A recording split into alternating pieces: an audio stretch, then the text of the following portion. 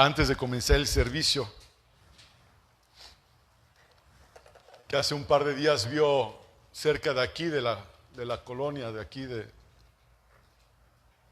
Plaza Patio, a unas personas que se bajaron armadas. Y realmente, aunque no digan nada, los periódicos no digan nada, las noticias respecto a muchas cosas, sabemos que estamos viviendo tiempos muy complicados en nuestro país. El mundo en general, amados hermanos, está preocupado por el rumbo que están tomando las cosas, sí o no. El mundo en general. Y creo que nosotros no somos, ¿cómo puedo decir?, ajenos a las cosas que están sucediendo y de lo que pueda acontecer. Y empezamos a escuchar y ver cosas que tal vez no salen mucho en las noticias, lo que está sucediendo a nivel internacional. Lo vemos muchas veces aún muy lejos, como la guerra de Rusia y Ucrania. No está pasando en México, no está pasando en Saltilyork. No me importa. A veces se nos olvida que hay una guerra, o ha habido una guerra con Israel y Hamas. Pero les voy a preguntar, amados hermanos, ¿qué hay de aquello que es a nivel local? ¿Qué hay de aquello que es en nuestro territorio, en México? Estamos a 3 meses de terminar el 2024. Mis hijas lo tienen bien contabilizado. Me dijeron, faltan quién sabe cuántos lunes para Navidad. ¿Cuántos faltan? Faltan 100 días para que se acabe el año. 100 días. Se van así, se van rápido los 100 días. Y durante los otros 264 días, ¿qué ha sucedido? Haciendo una recopilación de algunas noticias, hay crisis en estaciones migratorias. ¿Sí lo saben? Aquí en México. La CNDH, ¿saben lo que significa CNDH? La Comisión Nacional de los Derechos Humanos denunció las condiciones en las que estaban 49 estaciones migratorias. En las condiciones estaban peor que las cárceles. Peor que las cárceles. Se reporta falta de atención médica, se reporta falta de comida, se reporta falta de agua y además hay una criminalización de los migrantes. ¿Sí lo sabe? No podemos taparnos los ojos a lo que sucede, a lo que acontece en nuestro país, lo que está sucediendo en nuestro territorio, lo que está sucediendo aquí en Saltillo.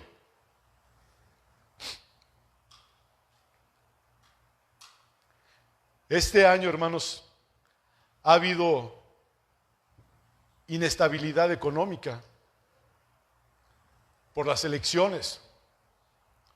No solo por México, sino porque también hay elecciones, próximamente hay elecciones ¿en dónde?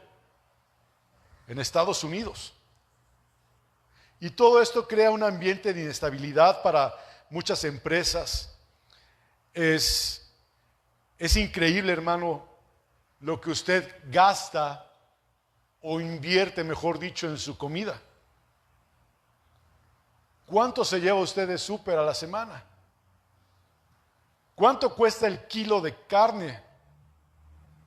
Todo se ha incrementado de una forma impresionante. Yo voy al súper con mi esposa. Mejor dicho, ella va al súper conmigo. Y fuimos a comprar leche y ver que la leche, la cajita de leche, de cierta marca, no voy a decir la marca, ya en 200 pesos, 200 pesos con 4 litros, con 6 litros, caray. La empezamos comprando este año en 130 más o menos, 127 pesos. Vea lo que ha incrementado. ¿Sí se da cuenta? Ahora, mi pregunta es, ¿alguno de ustedes se ha quedado sin comer? No. Ha habido un aumento en el gasto público, en las transiciones del poder. Históricamente, hermanos, han generado crisis financieras significativas en el país. Eso lo saben los economistas, y aquí tenemos un economista entre nosotros. Fer, tú eres economista. Y, tu esposa, los dos son economistas. También Cintia es economista. Y ustedes saben perfectamente, no me voy a dejar mentir, que los economistas prevén que el 2024 podría ser un año de recesión económica debido a las políticas fiscales y el contexto internacional. Lo cual podría empeorar la situación financiera de muchas familias. La renta de las casas. Yo no sé si usted rente o no rente casa, pero están carísimas. El precio de las casas, carísimas. Vi un video donde dice el muchacho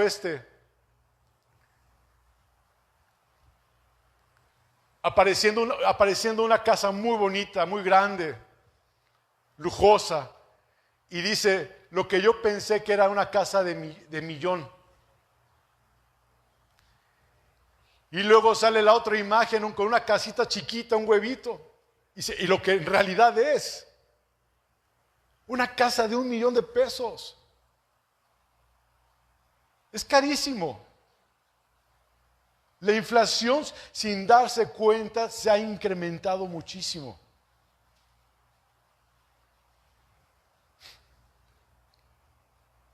La violación de los derechos humanos,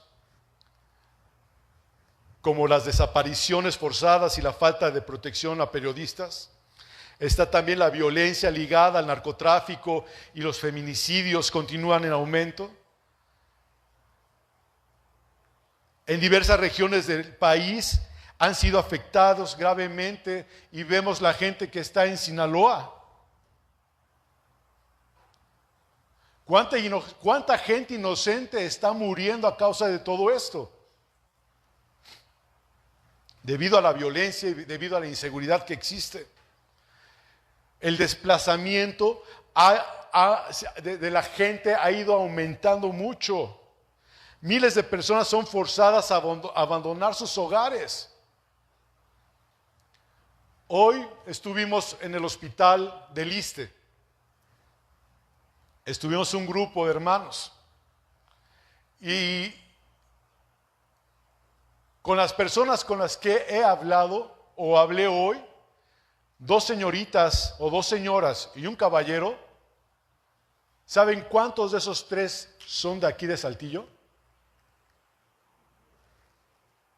Ninguno. Con el que tuve mayor comunicación fue con un caballero. Y ese caballero venía de Veracruz. Y le pregunté ahorita, ¿cómo te está yendo aquí? Me dice, vivo en la calle. Mi esposa me dejó, me abandonó, se llevó sus cosas, los hijos, y se llevó mi ropa. Un vigilante. Y se llevó toda la semana usando un pants, unas chanclas y una camisola. ¿Y dónde duermes? Donde me caiga la noche. ¿Cuánta gente en esa situación están viviendo, hermanos? Este es un caso de 1 de 3. Las otras 2 personas tienen su casita o rentan una casita con alguien más. ¿Qué condición tan trágica está viviendo la humanidad? ¿No se dan cuenta, hermanos? Es tremendo. Es tremendo lo que estamos viviendo. ¿Cuánta sangre, hermano, derramada ha habido de nuestros hermanos en Cristo en Chiapas? ¿Cuánta gente cristiana ha sido desalojada de sus tierras en Chiapas? ¿Cuánta gente ha sido desalojada de sus casas en Chiapas? Han tenido que emigrar de sus casas, ir a buscar refugio a otras ciudades, a otros estados. Lo poquito que pudieron haber hecho, lo mucho que pudieron haber hecho, se quedó. ¿Por qué? Porque muchos de ellos no dan cabida o no quieren estar trabajando con aquellas personas que son de los cárteles, así se dice, ¿verdad? No quieren trabajar y prefieren huir a que sus hijos se pierdan ahí. Prefieren moverse, o muchos de ellos les quitan sus casas, les quitan sus cosas. ¿Cuánta sangre derramada ha habido, hermano? No solo en nuestro país, sino en el mundo entero. Y todo esto ha sido por una razón. ¿Saben cuál ha sido el origen de esto? El pecado.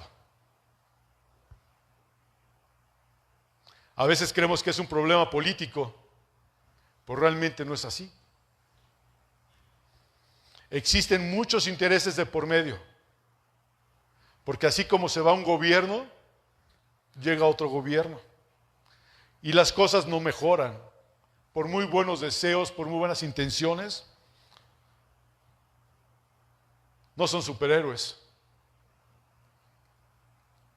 Por mucho que quieran trabajar en una situación de nuestro entorno social, no van a poder porque es sumamente difícil. Los políticos se tienen que dar cuenta, hermanos, que no pueden tener el control de la nación por completo.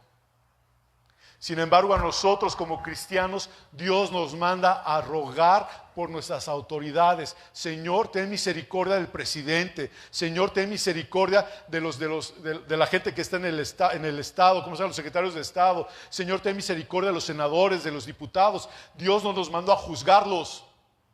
Dios nos mandó a orar por ellos. Nos mandó a interceder por ellos.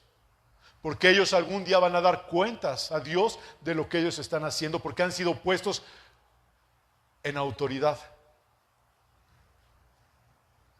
Otros políticos pueden decir que los problemas son económicos, que si el pueblo tuviera una mejor situación económica, hubiera tal vez menos pobres, lo que conllevaría menos asaltos, menos robos, menos homicidios, menos gente en la cárcel, habría más paz. Pero el problema, hermanos, no es la economía. Porque aún aunque hay gente que tiene capacidad económica, ¿saben qué hacen? Roban y matan. El problema no es eso, hermanos.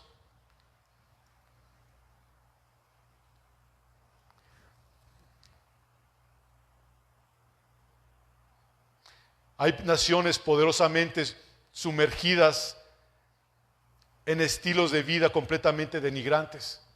Naciones poderosas económicamente.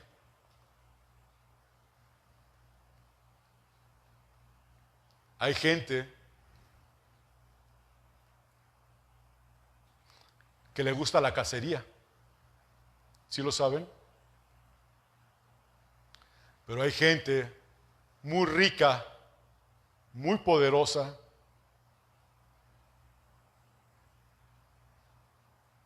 que le gusta la cacería humana.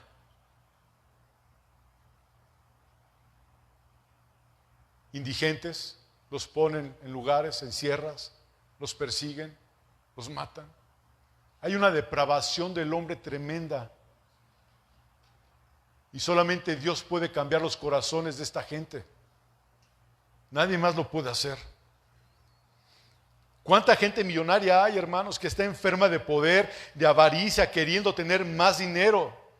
John Rockefeller, ¿han escuchado hablar de Ron? John Rockefeller, ¿sí? Fue uno de ellos. Y le preguntaban a John Rockefeller cuánto es suficiente y respondió irónicamente, $1 más. ¿Cuánto es suficiente? $1 más. Esto interpretado es interpretado como una muestra de la naturaleza ilimitada del deseo humano por más riquezas. Este comentario de John Rockefeller se ha convertido en una metáfora, en un símbolo sobre la avaricia, en un símbolo sobre la insatisfacción que puede surgir en una persona sin importar cuánto posea. Quiero aclarar que el dinero, hermanos, no es el problema.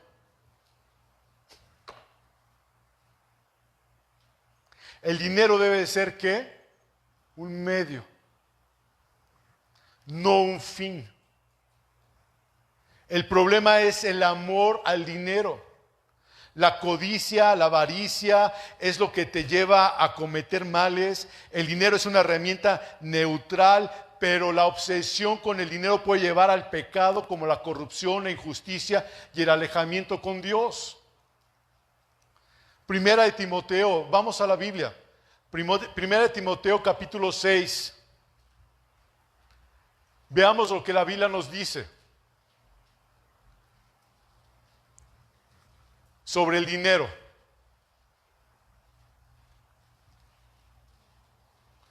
Primera de Timoteo capítulo 6, versículo 10.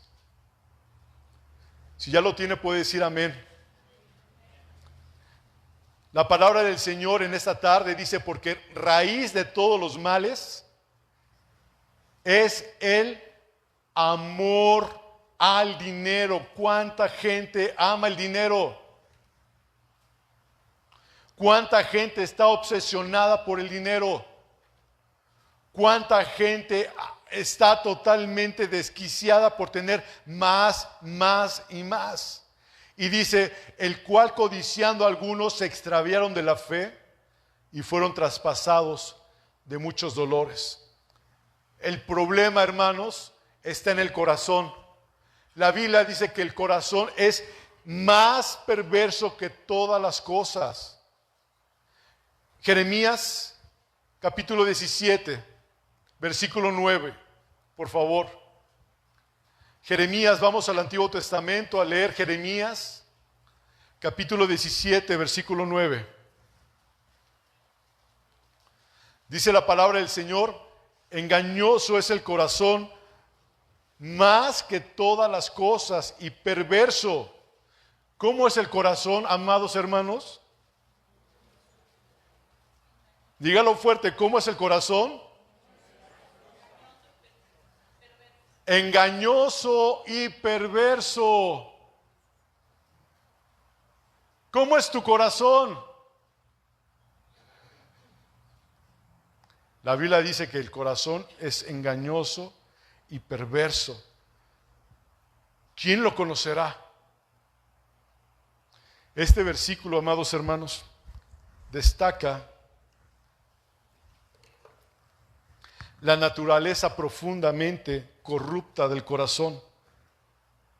Destaca las emociones, destaca los pensamientos, los deseos.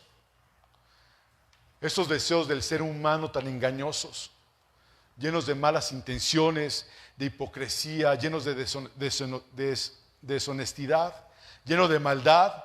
Y vean cómo este versículo de Jeremías 17:9 resalta, hermanos, vean cómo resalta lo que dice: engañoso es el corazón más que todas las cosas y perverso. ¿Quién lo conocerá? El corazón, hermanos, tiene una inclinación total hacia ¿qué? Lo malo. Hacia lo malo. Es hacia allá su inclinación que puede llevar también el desprecio por los demás. El corazón, hermanos, también está propenso a la hipocresía, presentando una fachada de piedad, presentando una fachada de amor, de justicia, mientras que alberga intenciones o deseos corruptos. En Proverbios 23:7, si quiere acompañarme, por favor, dice: porque ¿cuál es su pensamiento en su corazón? tal es Él. Porque cuál es su pensamiento en su corazón, tal es Él. Come y bebe, te dirá, mas su corazón no está contigo. Engañoso es el corazón. Tal es su corazón, tal es Él. Este tipo de corazón, hermanos, puede llevar a las personas a actuar siempre de una forma manipuladora. Justificar acciones inmorales. A ser insensibles a las necesidades y sentimientos de los demás. Te pueden decir, es que estoy bien, es que no pasa nada. Se pueden justificar por la malicia que hay en sus corazones y no se dan cuenta de lo perverso y de lo perdidos que pueden estar esas personas. Tú les dices algo en el amor, con amor del Señor, y ellos te dicen, hermano, es que no pasa nada, todas las cosas están bien. No vean muros con machetes, con tranchetes. No, hermano, ¿cómo cree? Y se autojustifican. ¿Cuántos de nosotros nos hemos autojustificado alguna vez? Yo sí lo hice. Yo sí lo hice. No voy a engañar, yo sí lo hice. Y ahora le pido al Señor que a través de su palabra examina, oh Dios, mi corazón. Y mire mis ojos por tus caminos. Porque lámpara es a mis pies tu palabra y lumbrera a mi camino, Señor. No permitas que me desvíe, no permites que ame más mi condición, mi vida, lo que me gusta, no lo permitas que ame eso más que a ti, Señor. Lo quiero desechar.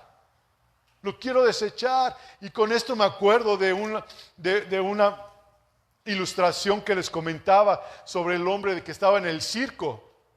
¿Se acuerdan del cirquero? Estaba un circo y había en ese circo muchos animales como se acostumbraba antes. ¿A cuánto nos gustaba el circo de antes? Pues a mí, honestamente, ¿no? Íbamos a ver a los animales y los camellos y los elefantes, bailando los elefantes con la trompa y moviéndose, y ver los osos cómo se movían y los leones cómo rugían, ¿no? ¿Cómo rugen los leones, Neri? No. Y ver cómo rugen los leones y verlos ahí. Pero una vez en ese circo, hermanos, había 2 leones en una jaula. Y esos 2 leones empezaron a pelear entre sí. Fuerte, una pelea a morir, una pelea a muerte. Y total, los 2 leones quedaron cansados, quedaron exhaustos, estaban a punto de morir en esa pelea. Entonces aprovechó el del circo y dijo, vamos a cambiarlos. Y sacaron a un león y lo pusieron en una jaula y al otro león lo dejaron en esa jaula. Y empezaron entre ellos a gruñirse y dijeron, ¿saben qué? Vamos a llevar a este león hasta atrás del circo. Vamos a llevarlo allá atrás. Entonces cuando al día siguiente llegó el cirquero y le dio de comer a la jirafa, al hipopótamo, al elefante, al cocodrilo, al león. Y dijo, ay, se me olvidó de darle comer al otro león que está allá atrás en el circo. Y pasó el otro día y sucedió exactamente lo mismo. Le daba de comer el cirquero, le daba alimento a la jirafa, al hipopótamo, al cocodrilo, al caballo, al oso y al león que estaba ahí cerca de ellos. Y pasó el tiempo, y pasó el tiempo, y pasó el tiempo, y el león que estaba allá al fondo se le olvidó. Se le olvidó que estaba allá ese león. Mi pregunta ahora a ti, ¿a cuál de los 2 leones tú le das de comer? ¿Al que quiere vivir de acuerdo a la voluntad perfecta de Dios? ¿O al que quiere hacer su voluntad? ¿A cuál de los 2 leones yo le doy de comer? ¿A cuál de los 2 leones tú le das de comer? Porque cuál es su pensamiento, dice la palabra de Dios en Proverbios 23:7, porque cuál es su pensamiento en su corazón, tal es él. ¿Qué hay en tu pensamiento? ¿Qué hay en tu vida? ¿Qué es lo que te afana? ¿Qué es lo que te preocupa? ¿Sobre qué estás pendiente? ¿En qué estás pendiente? ¿En qué estás pensando? ¿Estás pensando en que Cristo viene pronto? A lo mejor lo dices amén porque estás aquí en la iglesia, pero realmente, ¿cuál es tu sentir en tu casa cuando tú estás ahí y nadie de nosotros te estamos viendo? ¿Qué haces ahí en tu casa? ¿Qué escuchas? Que no pare la música, que no pare el amor, ¿no? O como ese hermano que comentó una vez el pastor, ¿verdad? Que lo fue a visitar, pero tenía la bocina a todo volumen, ¿no? Y cantando toda la vida. Y escuchó, vio al pastor, dijo, predicando el evangelio. Le quiso cambiar. ¿Realmente qué predica? ¿Cuál es tu sentir con Cristo? ¿A quién quieres engañar, hermano? Dios no puede ser burlado. No puede ser burlado.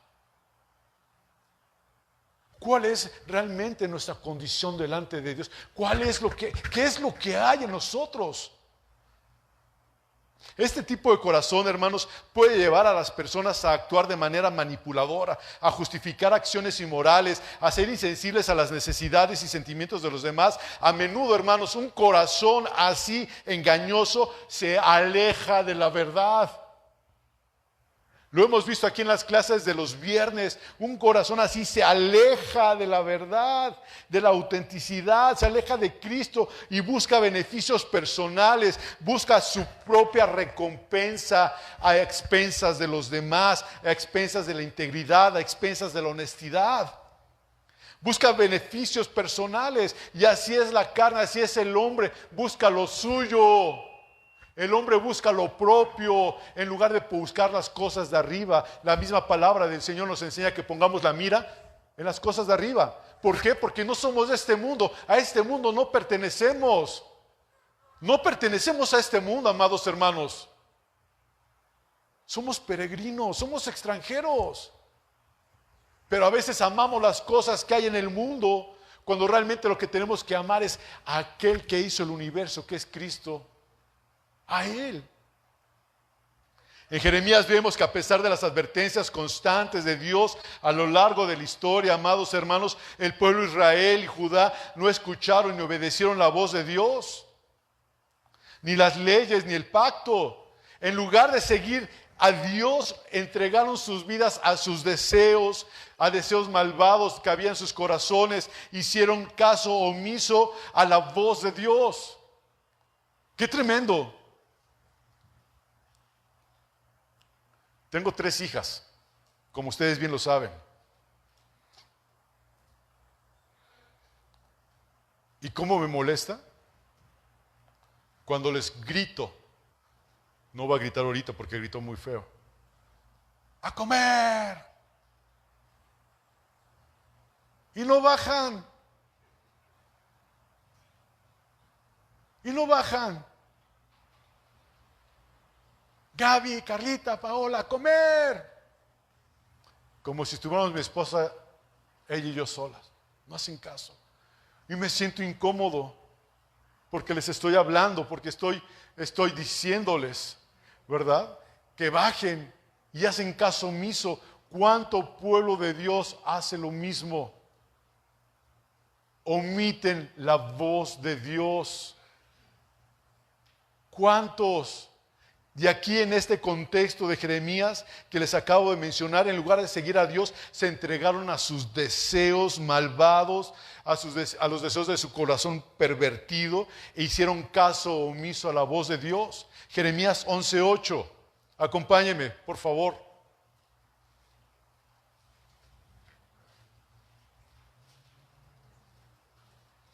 Dice la palabra del Señor, pero no oyeron ni inclinaron su oído.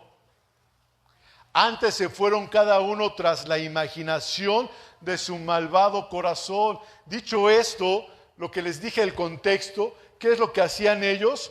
No oyeron, no pusieron atención a qué es lo que Dios quería decirles. Dice la palabra de Dios, antes se fueron cada uno tras la imaginación de ¿quién? De su malvado corazón. ¿Sí están conmigo? ¿Sí lo están leyendo ahí? Dice Jeremías 16, vamos más adelante, capítulo 16, versículo 12. Y vosotros habéis hecho peor que vuestros padres, Porque he aquí que vosotros camináis cada uno tras la imaginación de su malvado corazón, no oyéndome a mí. ¿Sí lo leyó? ¿Lo leíste, Yair? Hermana Pati Méndez, ¿lo leyó? ¿Lo encontró? Jeremías 16, versículo 2, hermano Consuelo, ¿lo encontró? Naomi, ¿lo encontraste? Hermano Oscar, ¿sí lo leyó? Jaime, ¿lo leíste? Sarita, ¿lo leíste? Dice la Biblia, y vosotros habéis hecho peor que vuestros padres. Qué tremendo, dice aquí Jeremías, porque he aquí que vosotros camináis cada uno tras la imaginación de ¿qué? Su malvado corazón. Entonces, ¿cómo es tu corazón? ¿Cómo es el corazón del hombre según la Biblia? Malvado, mentiroso, perverso. No te estoy diciendo a ti nada, hermano. Estoy hablando así de lo que dice la Escritura. Así es el corazón del hombre. A ese grado es un corazón enfermo delante de Dios. Un corazón que no tiene a Dios. Y la gente te dice en la calle, sigue tu corazón. Deja que tu corazón te diga lo que has de hacer. ¿No lo han escuchado? ¿Cuántos lo hemos dicho alguna vez? Pero si el corazón es malvado y perverso, ¿ande? Engañoso. Dice la Biblia que engañoso es el corazón del hombre. La gente te dice, sigue tu corazón, pero eso es un mal consejo, amados hermanos, cuando el corazón es desesperadamente perverso y engañoso. Hay un teólogo llamado Harrison. Este teólogo llamado Harrison dice al respecto de Jeremías 17:9, donde leímos que engañoso es el corazón más que todas las cosas y perverso, ¿quién lo conocerá? Dice, el sentido del hebreo para perverso parece tener en mente la enfermedad más que la depravación. La naturaleza humana no regenerada está en una condición desesperada sin la gracia divina, descrita con el término gravemente enfermo. Gravemente enfermo. ¿Qué es una persona que está gravemente enferma? ¿Qué condición tiene una persona que está gravemente enfermo? Cuando te dicen está grave, que puede morir. Esa es la condición trágica del ser humano que está lejos de Dios y se guía en base a su corazón y no se guía en base a lo que Dios nos dejó establecido en su palabra. Está gravemente enfermo y va a morir eternamente. Todos nosotros vamos a pasar de aquí. Dice la Biblia, el cielo y la tierra pasarán menos su palabra. Todos vamos a morir. Aquí de los que estamos aquí, la mayoría de los que estamos aquí, les aseguro que en 40 años, 30 años ya no vamos a estar.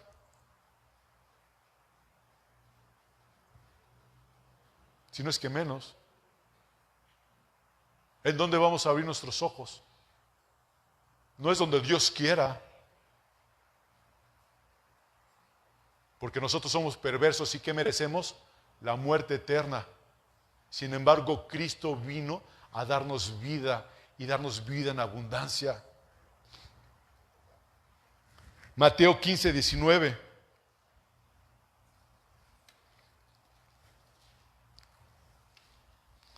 Dice la palabra del Señor, porque del corazón salen los malos pensamientos, los homicidios, los adulterios, las fornicaciones, los hurtos, los falsos testimonios, las blasfemias.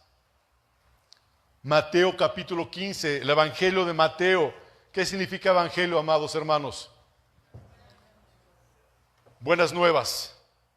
Y vean las buenas nuevas que nos dice el Señor en Mateo 15, versículo 19. Porque del corazón salen los malos pensamientos. ¿Es cierto o es falso? De ahí salen los homicidios. ¿Cuántos de ustedes alguna vez no han querido golpear a alguien? Si no es que hasta estrangularlo y matarlo. ¿Cuántos? ¿Tú, Bonifacio? ¿Has querido golpear a alguien a veces? ¿Tú, Ernesto? No te rías, Ernesto. Confiesa. ¿Quién no ha querido hacer eso? Porque tremendo es el corazón del hombre. Tremendo. De ahí nacen los malos pensamientos, de ahí salen los malos pensamientos, los homicidios. ¿Qué más? Los adulterios. ¿Qué más? Las fornicaciones. ¿Qué más? Los hurtos, los falsos testimonios y las blasfemias. Jesucristo nos está diciendo que el mal comportamiento no es solo externo, sino que proviene del corazón, amados hermanos. Proviene del corazón. La corrupción del hombre comienza ¿en dónde? Adentro. Aquí es donde empieza la corrupción del hombre. El hombre fue creado, y lo hemos visto en las clases de los viernes, creado por Dios. ¿A su qué? A su imagen y semejanza, y lo vemos con Adán. La Biblia dice que el hombre fue creado a partir de qué? Del polvo. ¿Sí estoy bien, Carla? ¿Sí fue de ahí del polvo creado el hombre? No fue creado de la pata de una vaca o algo así. De una roca o de una molécula, no. Fuimos creados ¿de qué? Del polvo. Dios de la nada. Escuche bien, hermano, hermana, de la nada Dios hace maravillas. Y usted y yo somos una maravilla de Dios. Usted y yo somos una maravilla. La palabra del Señor dice que somos hechos a mano. La palabra del Señor dice que tú eres hermoso, aunque tú no lo creas, ni yo tampoco lo creo, ¿verdad? Pero dice que somos hermosos. ¿Quién está hermoso? Ay, yo estoy hermoso. ¿O no, Mayela?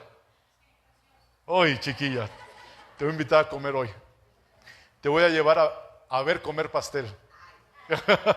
Así decía mi viejo, mi padre.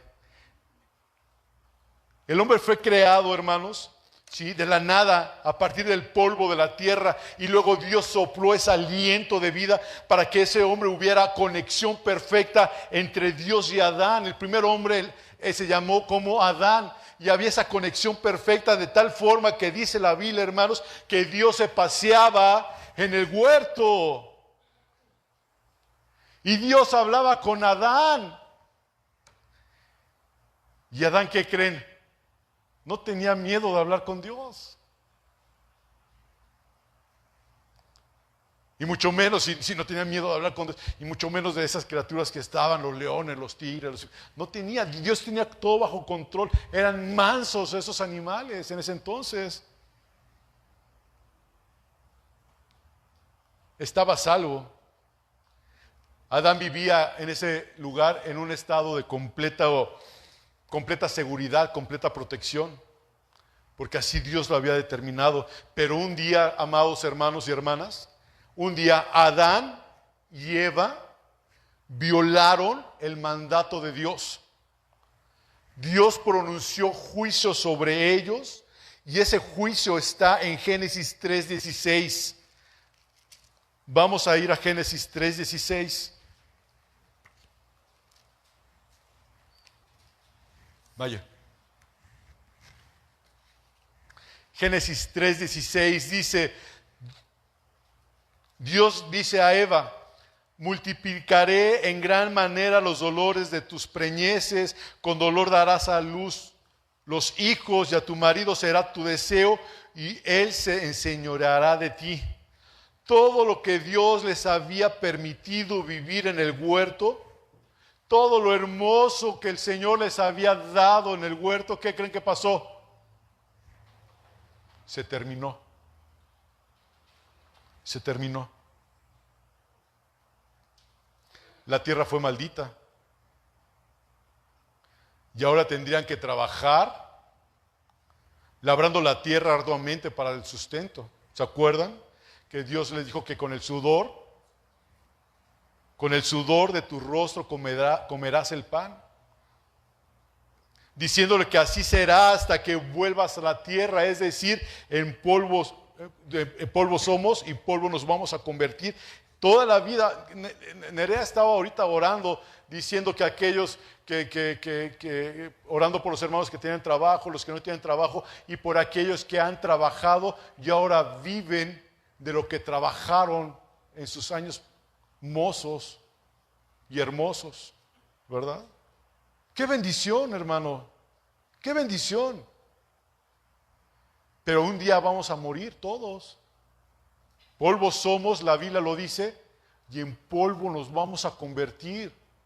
Estaba viendo yo un reportaje de cuando una persona muere, cómo es la transición de esa persona cuando muere físicamente.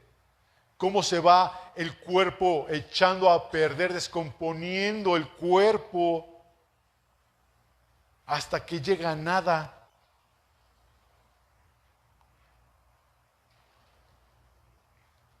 Luego dice, en polvo eres y en polvo volverás. Ahora tendrás hijos con dolor. Y dice la Biblia que tuvieron, Adán y Eva tuvieron, en el capítulo 4 menciona que tuvieron ¿cuántos hijos? Ahí menciona que tuvieron 2 hijos. En el capítulo 4, estoy leyendo los primeros versículos. ¿El nombre de ellos cuál era? Caín y Abel. Y Caín se levanta en contra de su hermano Abel. ¿Y qué hizo? Lo mató, lo asesinó, le quitó la vida. Caín le quitó la vida a su hermano Abel. Los asesinatos, hermanos, no son cualquier cosa para Dios. Entonces Dios ahí va e interviene. Acompáñeme en Génesis 4:10. Dice, la voz de la sangre de tu hermano ha subido ante mí. Dios muestra aquí en este versículo, hermanos y hermanas, la gravedad del asesinato y cómo el valor de la vida humana es supremo.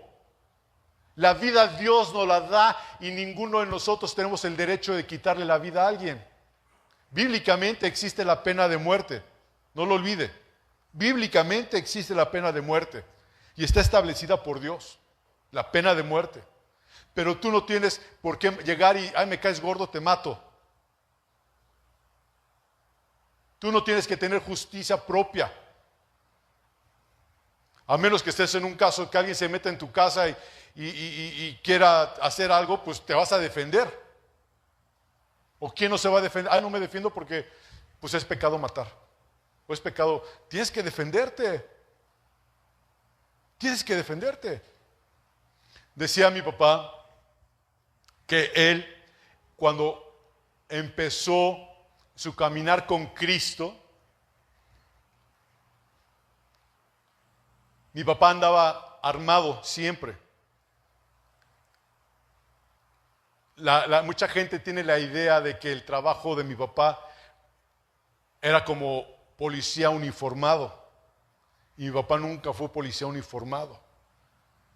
Sino él en el puesto que tenía, ¿sí? Él siempre andaba trajeado, siempre andaba bien vestido, siempre andaba bien boleadito, con sus buenos carros, andaba bien y siempre andaba armado y a veces traía escoltas. Y cuando él llegó al conocimiento del Señor, él tenía esa pregunta, Señor, pero o sea, la Biblia dice que tú me has dado a mí como la espada, como dice la Biblia, que la espada es para usarse, para ejecutar. Dice, ¿qué voy a hacer, Señor? Si un día algún malandro se me para enfrente, ni modo que le diga, te reprendo en el nombre de Jesús. O le voy a decir, detente. Y si me empieza a disparar, ¿qué puedo decir? Cristo me protege. Hasta que encontró este pasaje en la Biblia que dice que la espada está hecha para que se use. porque Él era autoridad. Pero a veces no entendemos esas cosas. No me estoy saliendo del tema, pero aquí, hermanos, volvemos a lo que le dice Génesis. ¿En qué me quedé, perdón? 4:10. Sí, que dice, la voz de la sangre de tu hermano ha subido a mí. Dios muestra la gravedad del asesinato y cómo el valor de la vida humana es supremo. La vida es sagrada, hermanos. ¿Por qué? ¿Por qué es sagrada la vida? Porque es de Dios. Porque es creada por Dios. El acto de tomar la vida de otro, hermanos, como lo hizo Caín, es una violación directa al orden establecido por Dios. Es una violación directa. El hecho de que la sangre, como dice aquí la palabra de Dios, clame desde la tierra, simboliza que la injusticia de la muerte no pasa desapercibida a Dios. Dios es justo y no permite que el mal quede sin castigo. Y podrías pensar que entre nosotros posiblemente no haya asesinos como Caín. Y en las personas que están afuera de la iglesia posiblemente haya, no lo sé. ¿Piensas que solamente sucede esto allá afuera, hermanos? Déjame decirte con mucha tristeza que muchos evangélicos se encuentran tan lejos de Dios como el más depravado de los hombres. Muchos evangélicos se encuentran tan lejos de Dios como muchos que están allá afuera en las calles. Me lleva a pensar en una porción de la palabra en el Evangelio de Mateo, capítulo 7, versículo 21.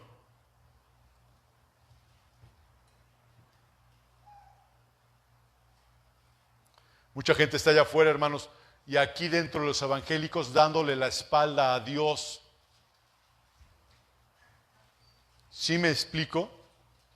Muchos de nosotros, posiblemente, esperando que no sea así, muchos de nosotros le estamos dando la espalda a Dios, Bonifacio. Muchos. No solamente la gente que desconoce de Cristo o que vive una vida impía o que vive una vida llena de maldad y demás. No solamente ellos, muchos evangélicos lo están haciendo. Y a mí me impacta mucho este versículo ahora que lo leí de esta forma. Dice Mateo 7:21, no todo el que me dice Señor, Señor entrará al reino de los cielos. El que hace la voluntad de Dios es quien entrará al reino de los cielos. El Señor, hermanos, en este versículo nos está diciendo, ¿sí?, que en el día del juicio muchos llegarán engañados creyendo que son lo que no son. Creyendo que son lo que no son. Por eso dice, no todo el que me dice Señor, Señor entrará al reino de los cielos. El que hace la voluntad de Dios es quien entrará al reino de los cielos. Y muchos van a llegar engañados. ¿Sí me explicó? ¿Sí me estoy dando a entender con esto, hermanos?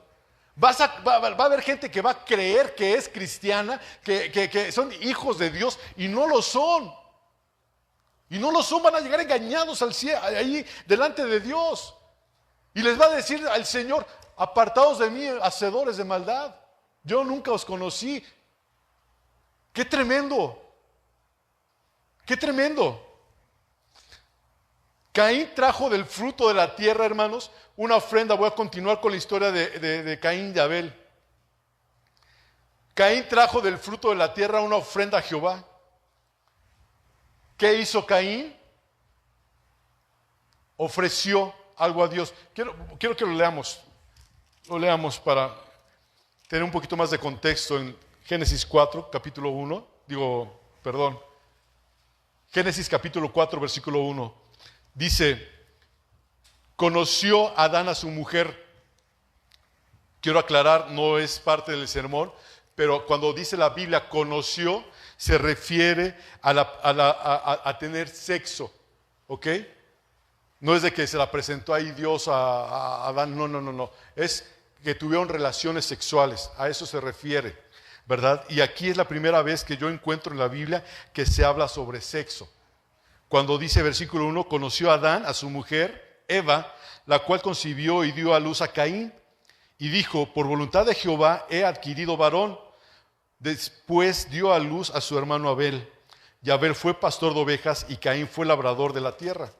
Versículo 3 dice, y aconteció andando el tiempo que Caín trajo del fruto de la tierra una ofrenda a Jehová, y Abel trajo también a los primogénitos de las ovejas, de lo más gordo de ellas, y miró Jehová con agrado a Abel y a su ofrenda, pero no miró con agrado a Caín y la ofrenda suya, y se ensañó, está refiriéndose a Caín, y se ensañó Caín en gran manera, y decayó su semblante. Entonces Jehová dijo a Caín, ¿por qué te has ensañado y por qué te ha caído tu semblante?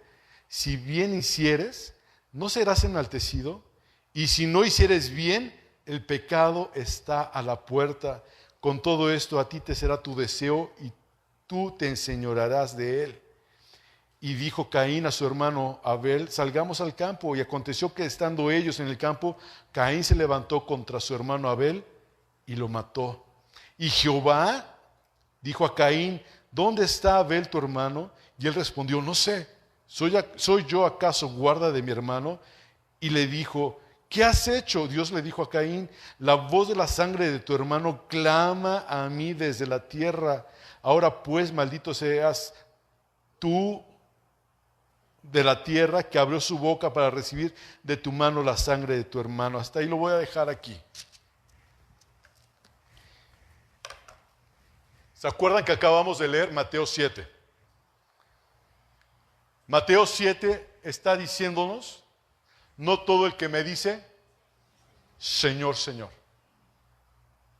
Mucha gente puede llegar a ese momento engañado pensando que es cuando no es.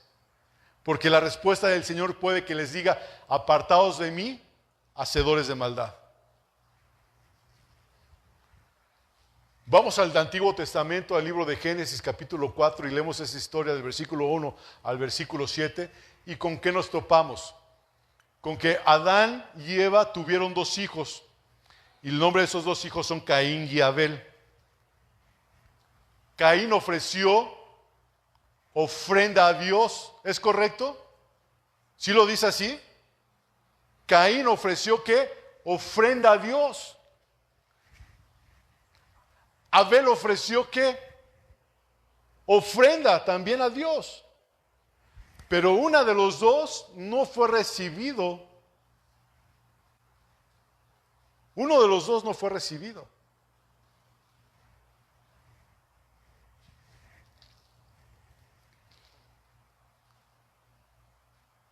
Caín hablaba con Dios.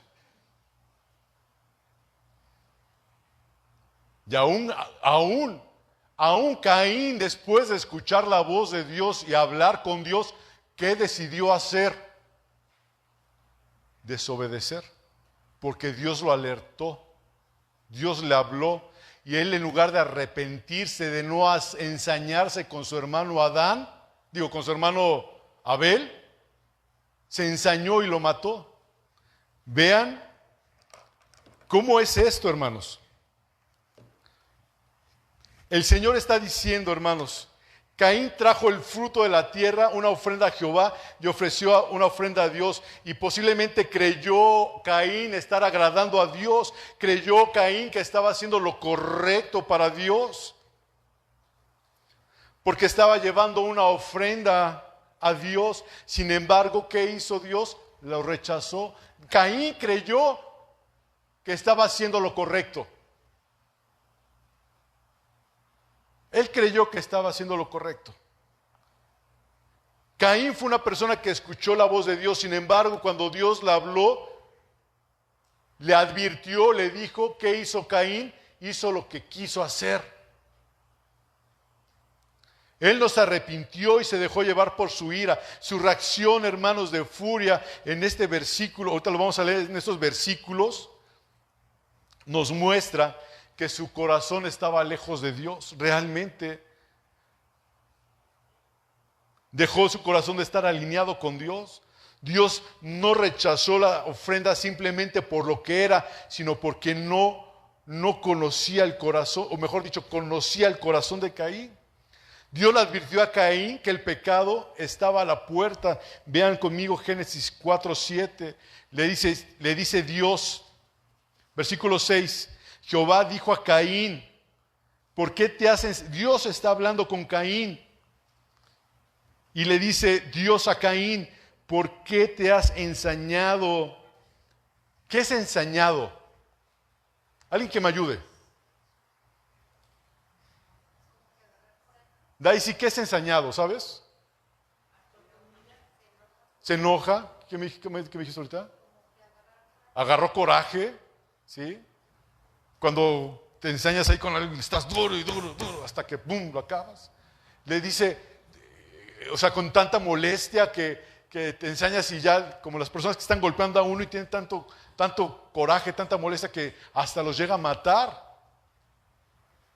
Le dice Dios a Caín, Dios le habló a Caín y le dijo, ¿por qué te has ensañado y por qué ha decaído tu semblante? ¿Qué creen que estaba haciendo Dios? Tratando tal vez de reconciliar la situación, tratando de hablar, tratando de tener comunicación, y eso es a veces lo que a todos nosotros nos falla, la comunicación. Dios comunicándose con este hombre Caín y le dice, versículo 7, si bien hicieres, vean lo que dice, si bien hicieres, no serás enaltecido. ¿Qué le estaba dando a entender Sara Nayeli? Tú toma una decisión. Toma una decisión.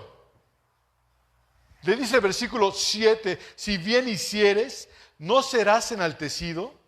Y luego le da la otra opción. Y si no hicieres bien, el pecado está a la puerta.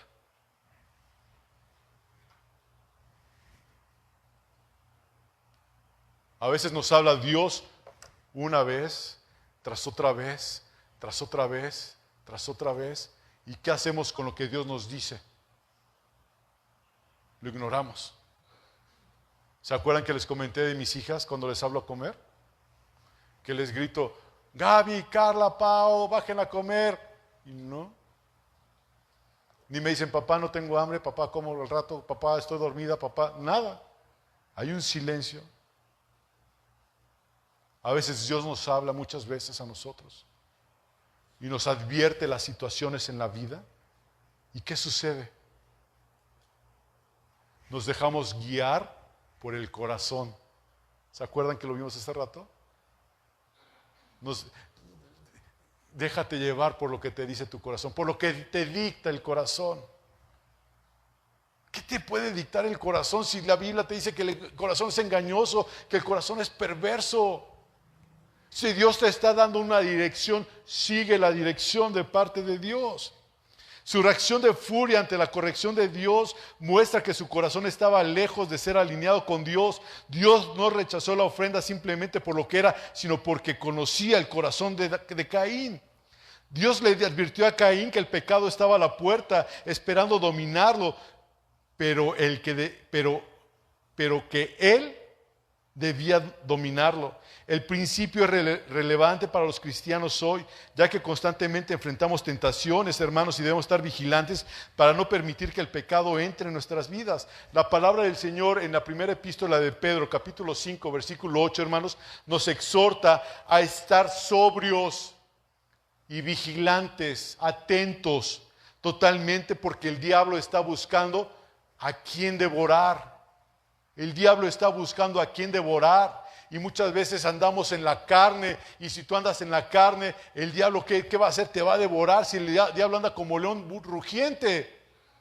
¿Cuántos de nosotros caminamos todos los días en nuestro yo, en nuestra carne? En otras palabras, hermanos, aquí está una persona que acabamos de ver, que profesa ser cristiana, que va a la congregación, lee su Biblia regularmente, tiene un lenguaje piadoso, pero en su vida no hay los frutos de la verdadera fe. Y del arrepentimiento no hay frutos. Es un árbol, lo diría la Biblia, un árbol frondoso.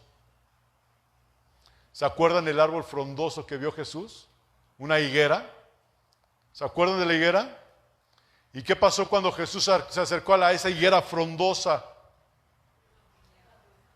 No había fruto. ¿Y qué dijo Jesús? Quítenla, córtenla.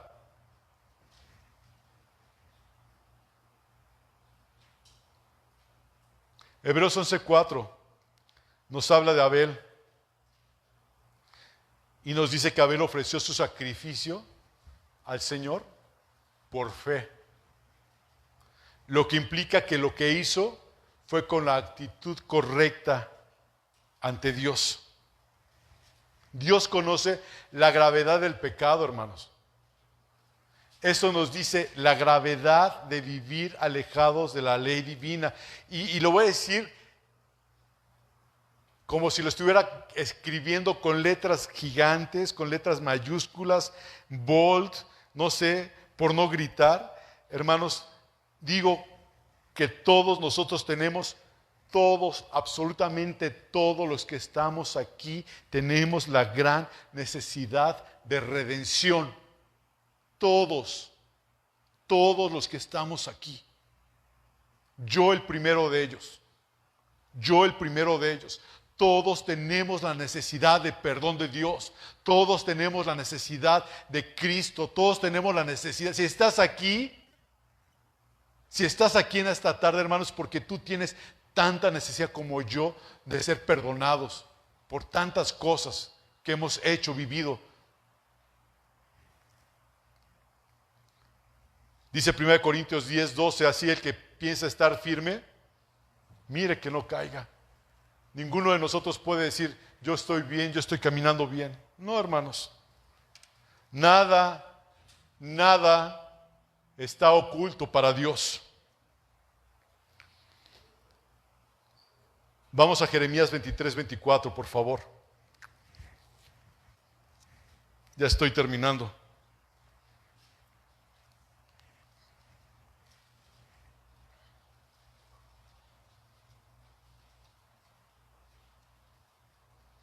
Dice la Biblia que no hay nada oculto para Dios. Jeremías 23:24 dice la palabra del Señor, ¿se ocultará alguno, dice Jehová, en escondrijos que yo no lo vea? ¿Habrá alguien de nosotros que se pueda esconder y que Dios no nos vea? Dice la palabra del Señor, dice Dios, ¿no lleno yo, dice Jehová, el cielo y la tierra? ¿Qué te está diciendo? Que Él te está viendo donde quiera que estés. Si te vas hasta lo más alto de las sierras a Palinamé, ahí está Dios. Tal vez nadie de Saltillo alcanza a verte, pero ahí está Dios viéndote. Te vas a lo más profundo del mar, ahí está Dios y te está viendo. No puedes esconderte de Dios, nadie se puede esconder de Dios. Y aquí lo dice, ¿se ocultará alguno, dice Jehová, en escondrijos que yo no vea? ¿Alguien podrá hacerlo? Te podrás esconder, pero estás a la vista de Dios. El Salmo 139, versículo del 1 al 4. Dice la palabra del Señor, oh Jehová. Salmo 139, versículo 1.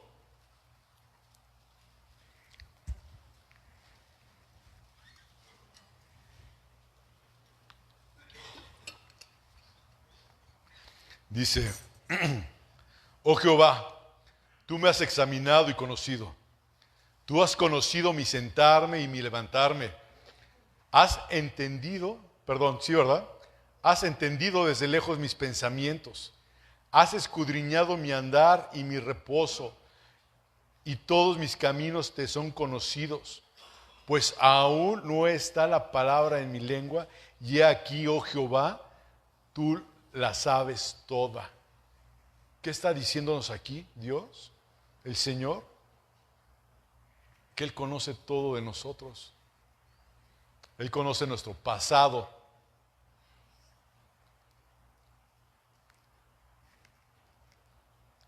Y para aquellos que vivimos muy mal, el Señor nos salvó y nos rescató.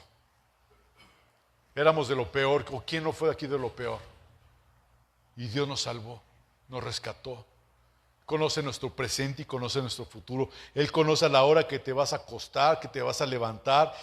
Dice aquí, has entendido desde lejos mis pensamientos. Es más, Dios sabe exactamente lo que estás pensando ahorita. Dios lo sabe. Yo no lo sé, así es que tú me puedes decir en tu pensamiento lo que quieras. Pero Dios conoce tu pensamiento. Dios lo conoce perfectamente. De Él no te puedes esconder. No te puedes esconder. Y dice, sigue diciendo, has escudriñado mi andar y mi reposo. Él se da cuenta cuando vas a trabajar, cuando sales a tu casa, cuando andas bien atareado, cuando regresas, cuando te duermes. Él conoce todos tus caminos. Y dice, esto es precioso y tremendo, pues, porque dice, pues aún no está la palabra en mi lengua. Y yo no sé qué voy a decir todavía, sin embargo Dios ya sabe lo que voy a decir. Y aún cuando yo estoy hablando aquí, yo no sé lo que voy a decir y Dios sabe lo que voy a decir. Qué poderoso es nuestro Dios, caray. Qué poderoso es Él, que no podemos escondernos de Él porque Él lo sabe todo. Dios conoce todos nuestros pensamientos, palabras, acciones, incluso antes de que las realicemos. La sangre de Abel, hermanos, la sangre de Abel y la sangre de Jesús sirven como poderosos símbolos en las Escrituras, cada uno con un significado teológico profundo. Génesis 4:10 ya lo leímos. La sangre de Abel clama por justicia. La sangre de Abel clama por justicia. Génesis 4:10. Fue asesinado Abel injustamente. Su sangre simboliza el llamado a la retribución divina contra el pecado y la violencia. Y en el Nuevo Testamento, hermanos, la sangre de Cristo Jesús ofrece perdón, ofrece reconciliación, ofrece Jesús a través de su muerte sacrificial, una expiación, un perdón de tus pecados y de toda la humanidad. Y su sangre habla de misericordia, su sangre habla de gracia y su sangre habla de redención. Gloria a Dios. Porque es a través de la sangre de Cristo nada más. Escuchaba yo cuando era chamaco, cuando estaba joven, que si yo me asustaba o algo, mi mamá y mi papá me decían, la sangre de Cristo tiene poder. Y uno decía, la sangre de Cristo tiene poder, la sangre de Cristo tiene poder. Y no es así. La sangre de Cristo ciertamente tiene poder, pero para salvación y remisión de pecados. He escuchado orar también a otras personas, no las juzgo, sino oremos por ellas, que dicen, Señor, te pido que la sangre de Cristo esté sobre nuestros bienes, sobre nuestra casa, sobre nuestras cuentas de banco y las protegemos. La sangre de Cristo es únicamente para salvación y se acabó. Es para eso, nada más, nada más. Para salvación. Es como cuando también le ponen a los negocios Jehová Jireh, hermano, es Jehová Jireh, él es el proveedor. Jehová Jireh fue utilizado, hermanos, cuando Abraham e Isaac, ¿recuerdan la historia?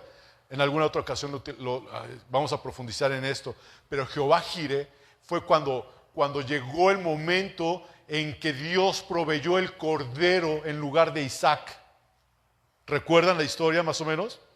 ¿Sí? Dios proveyó el cordero de la propiciación a Cristo. Él es la provisión, ese cordero pascual. Por eso es Jehová Jireh. No utilicemos Jehová Jireh para que el Señor va a proveer para esto. Sí, el Señor provee para todo, para todas nuestras necesidades, no necedades. Para todas nuestras necesidades Él provee. Pero ese Jehová Jireh es exclusivamente para Cristo. Él proveyó salvación. Voy a continuar. ¿Me quedé en Hebreos o no me quedé en Hebreos? ¿En los Salmos? Bueno, vamos ahora a Hebreos, por favor. Capítulo 13, versículo 20. Es la última cita bíblica que vamos a leer en los próximos 2 minutos. ¿Ok? Así que nos emociona. Y dice la palabra del Señor, y el Dios de paz, que resucitó de los muertos a nuestro Señor Jesucristo, el gran pastor de las ovejas por la sangre del pacto eterno. Aquí está hablando de 4 puntos interesantes que los voy a tocar rápidamente. Habla, y el Dios de paz, está hablando la paz de Dios, ¿ok? La paz que Dios otorga al creyente es una paz que proviene de la reconciliación con Él a través y únicamente por Jesucristo. Luego, la resurrección, dice, la resurrección de Jesús enfatiza el poder de Dios para vencer la muerte y muestra que el sacrificio de Cristo fue aceptado. Y luego dice más adelante, el gran pastor de las ovejas, Cristo como el gran pastor que cuida, guía a su pueblo, cuida a las ovejas. Y luego termina este versículo con algo precioso diciendo, por la sangre del pacto eterno. Esa frase, hermanos, hace referencia al sacrificio que Jesús hizo en la cruz del Calvario, por medio del cual estableció un nuevo y eterno pacto entre Dios y la humanidad. La sangre del pacto eterno asegura una redención, un perdón completo. No es limitada por un tiempo, sino es eterno, porque aquí lo dice, por la sangre del pacto eterno. En otras palabras, hermanos, el Dios de paz, porque Él ha hecho la paz entre Él mismo y los hombres por medio de Cristo.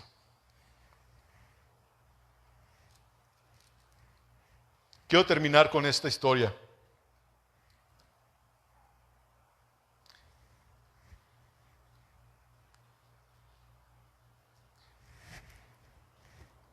Imagina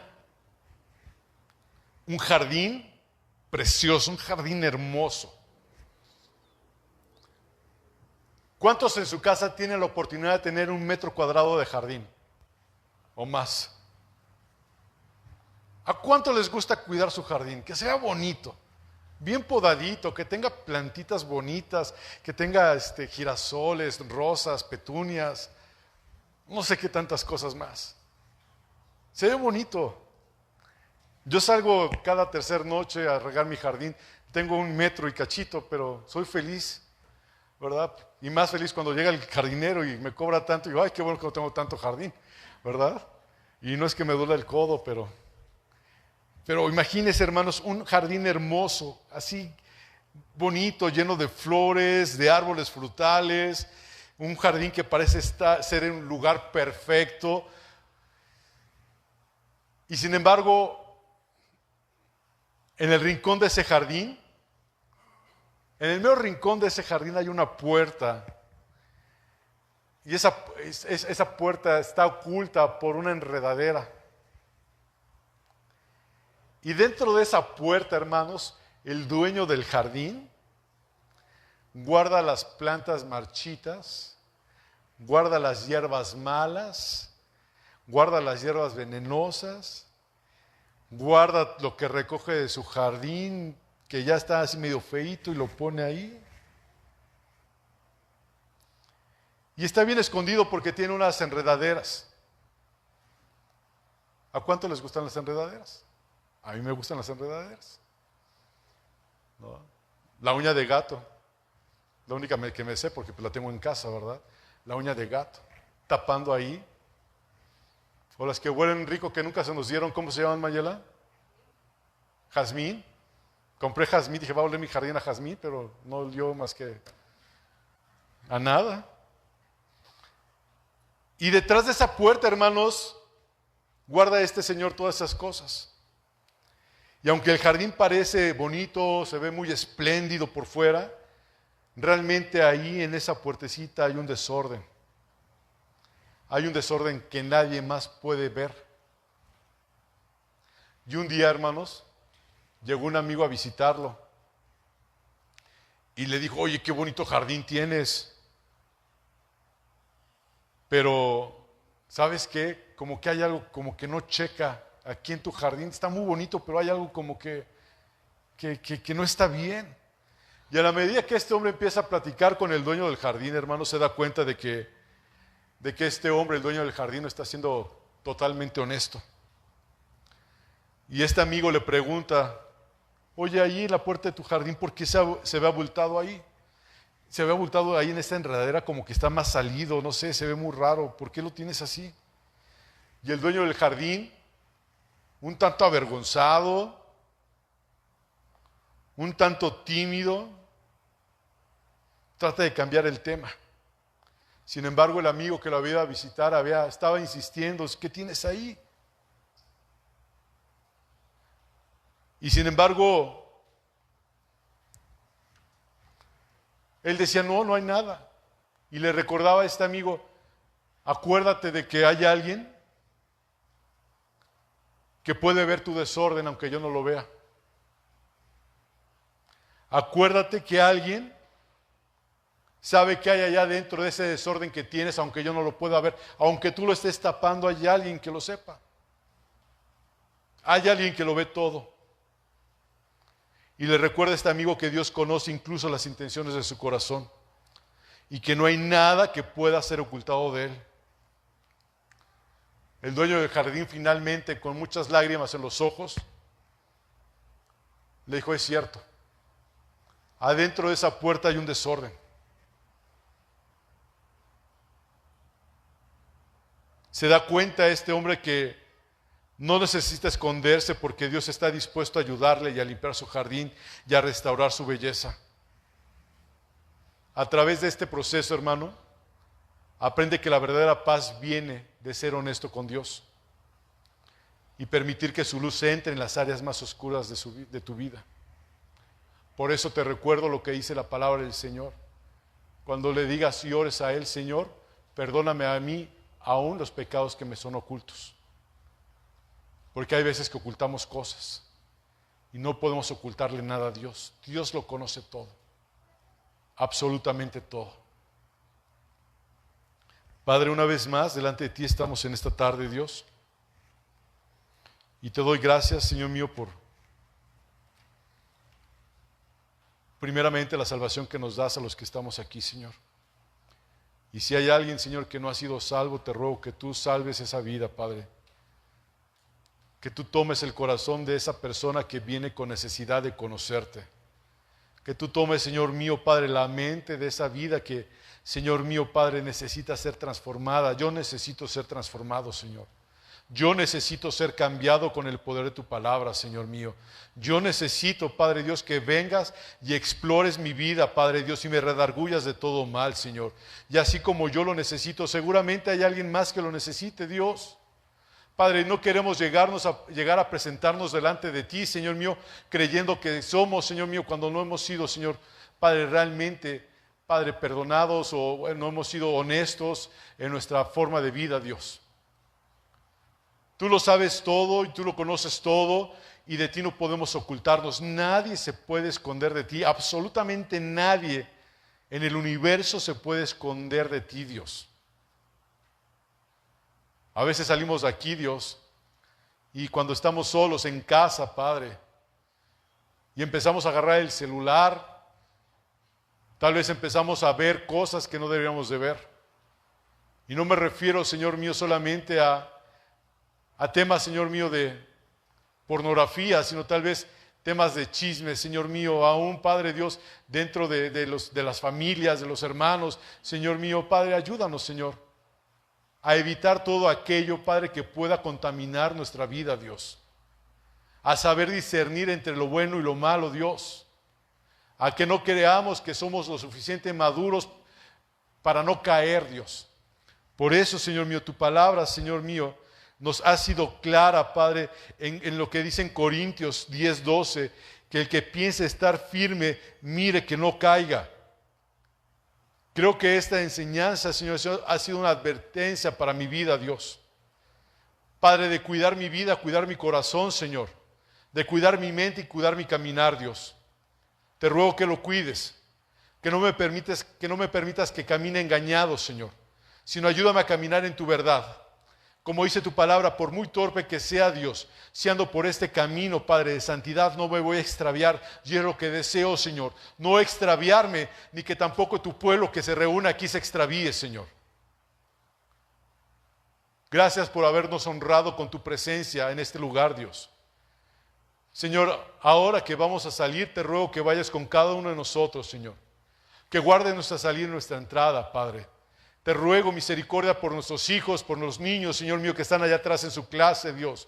Por los que vinieron, Señor mío, y por los que no pudieron venir, te ruego misericordia, Dios. Y que trates con cada una de las vidas, con cada uno de los corazones, Señor mío, Padre, que realmente tú te vuelvas nuestra prioridad, Dios. Ante todas las cosas, Señor, que tú seas, Padre Dios, nuestro todo ante todo, Dios. Que dejemos de buscar lo que nos conviene o lo que queremos, Señor. Porque realmente lo que tenemos que buscar es tu presencia, porque en tu presencia podemos hallar paz, en tu presencia podemos hallar gozo, en tu presencia podemos hallar plenitud y por gracia tuya, misericordia y vida eterna, Dios.